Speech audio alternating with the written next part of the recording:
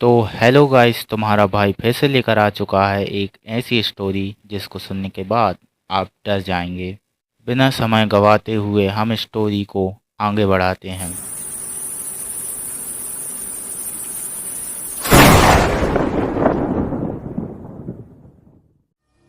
कुछ टाइम बाद जय को भी हॉस्पिटल से भगा दिया, मतलब डिस्चार्ज कर दिया।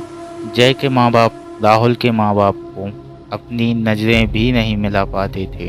जय का एक छोटा भाई भी था जिसका नाम अभिषेक था।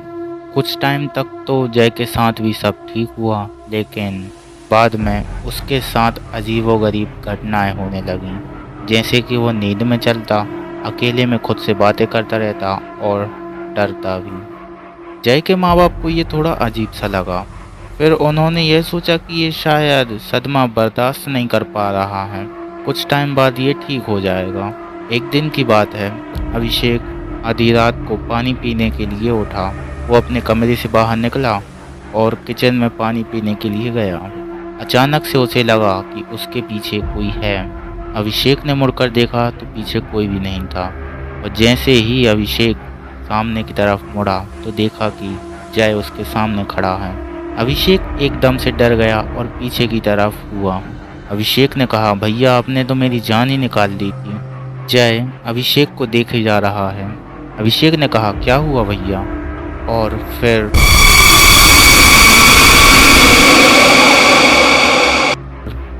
अगला दिन हुआ। जय के माँ बाप उठे और जय एक कुर्सी पर बैठा हुआ था। जय की माँ ने उससे अभिषेक के बारे में पूछा। जय ने कहा, मुझे नहीं पता, गया होगा बाहर कहीं घूमने के लिए। जय की माँ ने भी यही सोचा कि वो गया होगा घूमने के लिए, और वो अपना काम करने लगे। तभी जय के पिता छत पर घूमने के लिए गए। सामने अभिषेक बेहोश अवस्था में पड़ा हुआ मिला। भागते हुए गए अभिषेक के पास। उन्होंने अभिषेक को उठाने की बहुत कोशिश की, लेकिन वो नहीं उठा। फिर उन्होंने उसके ऊपर पानी डाला तो अभिषेक उठा। अभिषेक डरा हुआ था। पिता के पूछने पर अभिषेक ने रात की सारी बातें बताई।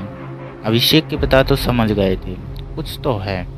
तभी अभिषेक के पिता को यह ध्यान में आया कि जय ने उनसे एक वृद्ध व्यक्ति के बारे में कहा था। शायद ये वही वृद्ध व्यक्ति तो नहीं है।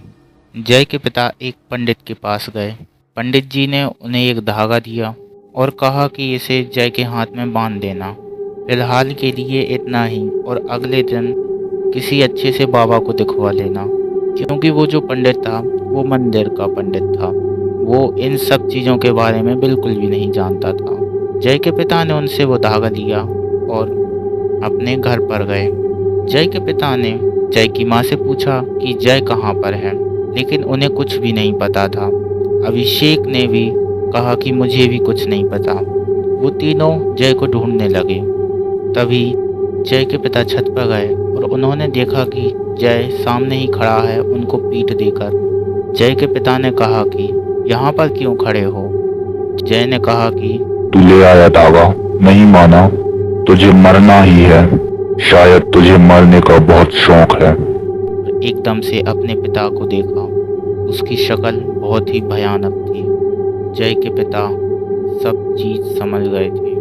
जय ने कहा कि फेंक दे वो धागा। जय के पिता पीछे की ओर हटने लगे।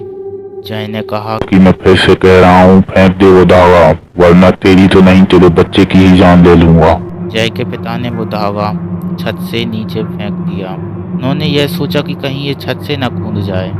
जय ने कहा, कितना भोला है रे तू, मैंने कहा और तूने फेंक दिया। तेरे बच्चे को तो मैं छोड़ने वाला नहीं। जय के पिता ने कहा, क्या किया था मेरे बच्चे ने? जय ने कहा कि वो तो तुझे जय के मरने के बाद ही पता चलेगा। उन सभी की आवाज़ सुनकर अभिषेक और उसकी माँ भी ऊपर आ चुके थे। अभिषेक की माँ रोई जा रही थी कि मेरे बच्चे को छोड़ दो, लेकिन वो कहाँ मानने वाला था। उसने एक छलांग मारी और वो सीधा नीचे। वो तीनों भागते हुए नीचे गए और जय को उठाने की बहुत कोशिश की, लेकिन वो नहीं उठा। उसकी सांस वगैरह चेक की तो नहीं चल रही थी। वो मर चुका था। अब उस वृद्ध व्यक्ति ने ऐसा क्यों किया, ये तो मुझे नहीं पता। आपको क्या लगता है, उसने ऐसा क्यों किया होगा, कमेंट में लिखकर ज़रूर बताएं। और हाँ, हमारे चैनल को सब्सक्राइब भी ज़रूर कीजिए, क्योंकि हमारे पास बहुत कम समय है हमारे चैनल को मोनेटाइज करने का।